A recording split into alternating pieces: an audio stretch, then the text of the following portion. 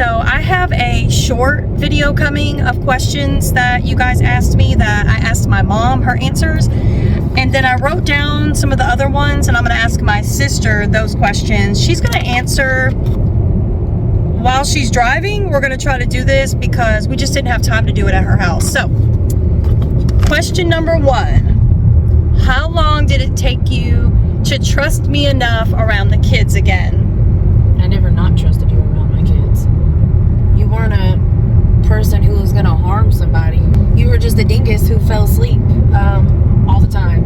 It wasn't that I didn't trust you around the kids. I don't trust you to watch the kids, which means I'm not going to give you the okay to be falling asleep and showing my kids what you don't do as a human being. But when did you trust me to be able to start watching them? How did you know that I wasn't going to use and relapse? Like, when did you say, okay, she's good now? She's not using, she's good, she can babysit now? After you graduated from rehab. So realistically, that's what I'm saying. I never not trusted you. I just didn't want you to be asleep and doing all that in front of them because it's not acceptable. That's not how you should present yourself as an adult. My sister, she always trusted me because she said even when I was using, I wasn't a bad person. She just knew she couldn't leave the kids with me because I couldn't even take care of myself. So how am I going to take care of kids?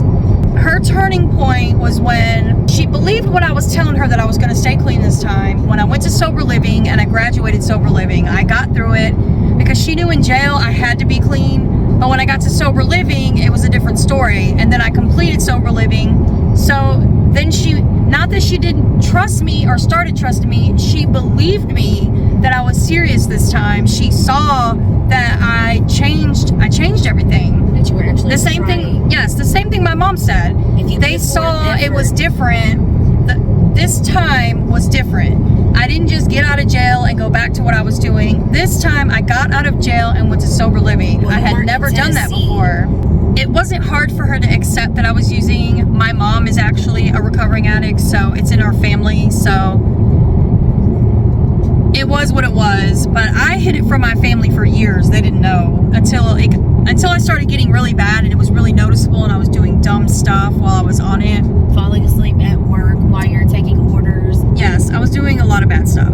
Did she ever lose hope that I'd get clean? She said yes. Often. Going in and out of jail and you still come home knowing that you weren't supposed to be doing what you were doing and you didn't like the feeling of relapsing and all the other stuff, and you didn't like the feeling of going through withdrawals, but yet you still go through the same thing over and over and over and over and over again. And then you have the same thing, I'm gonna do it, I'm gonna do it, I'm gonna do it, and then it never happens.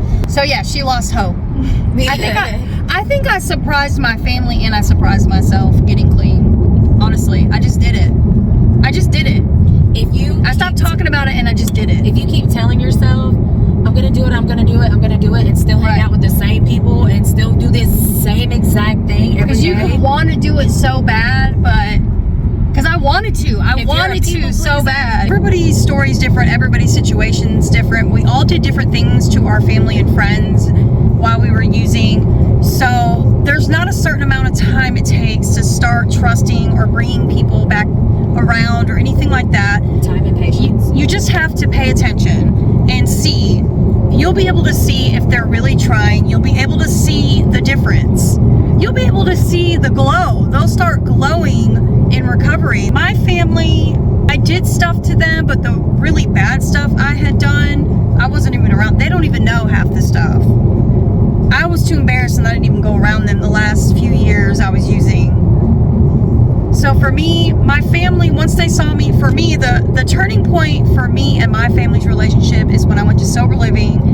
And it was like that, you know, I saw them on my passes when I got to leave on pass for a couple days. So it was kind of like easing my way back into their life, you know, a little bit by a little bit. And then when I graduated sober living, they were like, okay, she's serious this time. Me and my boyfriend got in a relationship, then we ended up getting our place together. So they saw the growth, they saw the change in me, and all I did different was I just kept doing the right thing. I kept doing what I needed to do to get my life back together. And of course, you know, I still talk to them as much as possible. And I tried to build that relationship back up. And little by little, I kept my word on things. Now they never ever were like, you owe me money, give me my money back. I've done everything I can to pay back what they've helped me with over the years. They didn't ask me to, but I did it out of my own, not guilt. For me, that's how I'm making an amends with myself.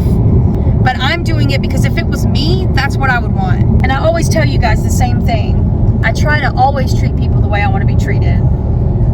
So now, you know, just years have gone by. The time passes and they just see it. Your family is going to see the growth, or you will see the growth in the recovering addict. So you just got to hang in there and see if they keep their word, see if they show up to places, be patient with them. And I say this all the time. There are Al-Anon meetings. Check out the Al-Anon meetings. We've got a huge community on here. You can ask anybody any questions. We are always here 24/7. Don't intentionally try to throw things on them, knowing if they're trying to get themselves situated. That means they're trying to get their mind right. That means that they are having PTSD from things. There are certain probably sounds, words, people's voices, anything, a song, anything can trigger them. Don't be like, oh, I did this for you, so this, and this. That will put somebody back into depression. Everybody gets triggered. You guys get triggered. We get triggered. But I'm saying, everybody has to be patient. Everybody has to be patient. To gain trust back with somebody, though, and you want them to trust you and you trust them, and it works both ways. Is they need to know that they can trust you too, because they just went through a hell of a time trying to get to where they are and to become a better person. It's on both ends. ways. Yes, both ends. Let me add this too. Let the recovering addict build themselves up. You don't have to help them with every little thing. Let them find their independence. I promise it makes us so much stronger. Doing things ourselves, it's okay to help. Like, there's ways to help without doing it for them. I know learning how to budget, or someone just simply talking to me about credit or finding a house, just talking to me about it helped me so much. Because once I knew what to do, then I could go do it. And when you go do these things and get these things yourself, you get that independence back. It encourages you to keep going. So help without doing it for them. I hope all of these answers helped y'all a little bit, somewhat. Yeah, just be patient and be loving, and that's all you can do, and pray and hope for the best.